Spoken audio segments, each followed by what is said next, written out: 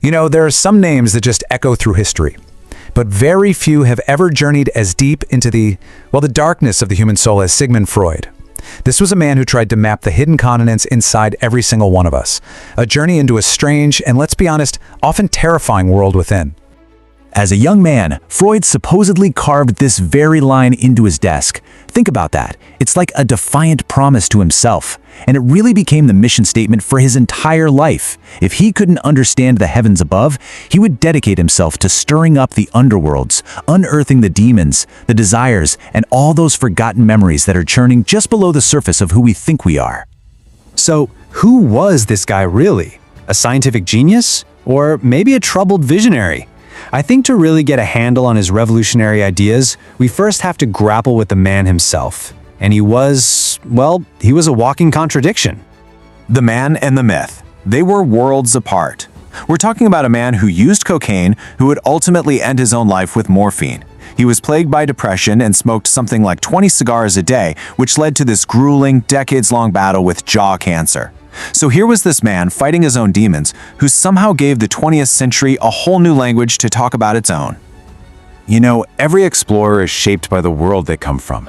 And for Freud, his world was the pressure cooker of late 19th century Vienna, a city of incredible brilliance and, at the same time, suffocating secrets. Freud's story, it really begins in poverty. He was born into a struggling Jewish family, and his early life was spent in a single rented room. But right from that humble start, this powerful myth began. His mother was convinced by a prophecy that her firstborn son was destined for greatness, and she nurtured this immense ambition in him.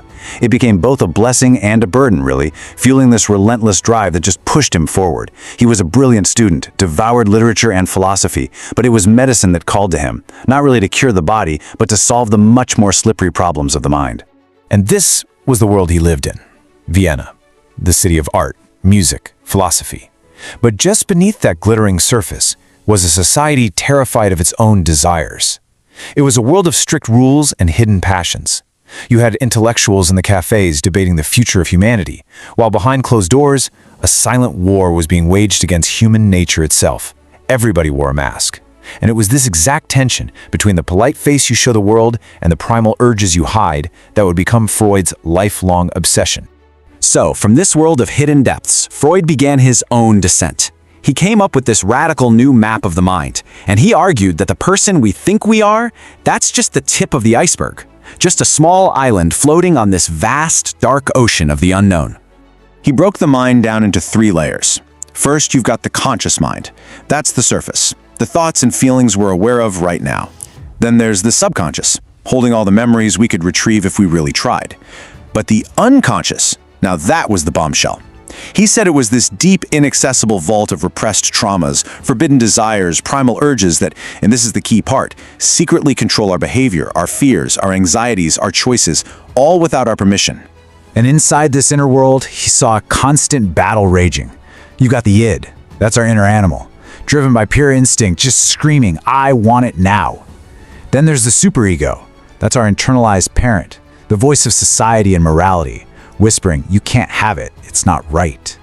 And caught right in the middle is the poor ego, our conscious self, this exhausted diplomat constantly trying to negotiate a truce.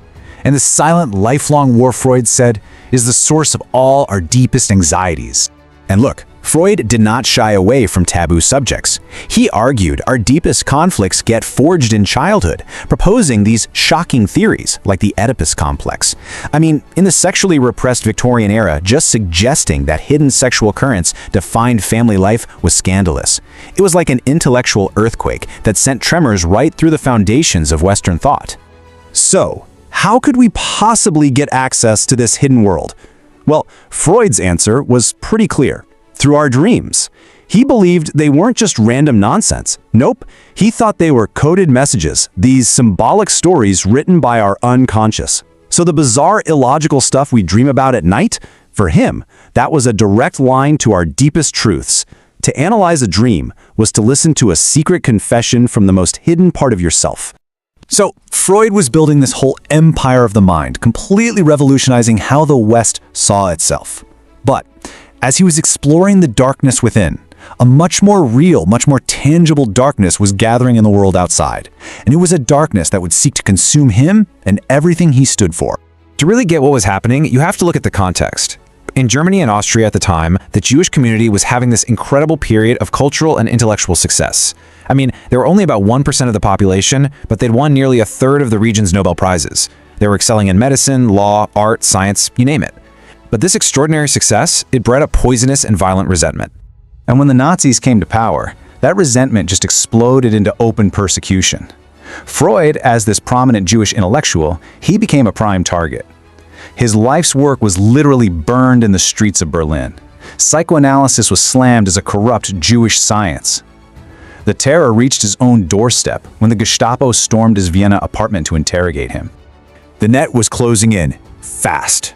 With Austria annexed by Nazi Germany, escape was the only option left. So in 1938, old, frail, and already suffering from the cancer that would eventually kill him, Freud and his immediate family managed this last-minute escape to London, all thanks to the help of some very influential friends. But his escape came at an unimaginable price. He had to leave 4 of his elderly sisters behind in Vienna. They just couldn't get out. And all 4 were later taken by the Nazis and murdered in concentration camps. The man who spent his entire life analyzing trauma was now completely engulfed by it. So what becomes of a man who mapped the soul's wounds while carrying such deep wounds of his own?